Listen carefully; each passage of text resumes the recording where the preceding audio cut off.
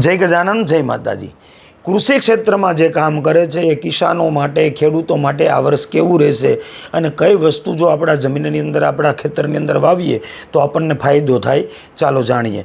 जाणता पहला कमेंट में जय माताजी जरूरथी लखी देजो अने आ विडियोने शेर करवानुं भूलता नहीं। एम कहेवाय 2026 नी अंदर लसणनो भाव वधशे। लसण वाववाथी तमने सारूं एवुं बेनिफिट थई शके छे। घऊं छे, मांडवी छे एटले के मगफળી छे एनी अंदर पण तमे सारा एवा पैसा बनावी शको छो। तमारे 2026 नी अंदर वृष्टि पण तमारा खेतरनी अंदर जे पाक लेवानो छे एने सानुकूल रहेशे। अतिवृष्टि पण नथी थवानी के दुकाळ पण नथी पड़वानो। तो समयसर सारो वरसाद 2026 नी अंदर तमने प्राप्त थवानो छे। तो तमारे मगफળી छे, कपास छे, सफेद वस्तु तमे वावी शको छो। लसण पण तमारे वावવું જોઈએ। મંગળનું ધાન એટલે કે તમારે ઘઉંની અંદર પણ તમને સારી એવી સફળતા મળી શકે છે। શેરડીની અંદર પણ તમને સારો એવો ફાયદો થઈ શકે છે।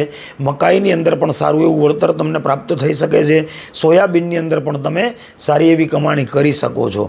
તો 2026ની અંદર તમે આ વસ્તુનું વાવેતર કરશો તમારા ખેતરની અંદર તમારા જમીનને જોઈને તો તમને જરૂરથી 2026ની અંદર તમારા માટે સારામાં સારો સમય રહેશે। જય ગજાનન जय माताजी।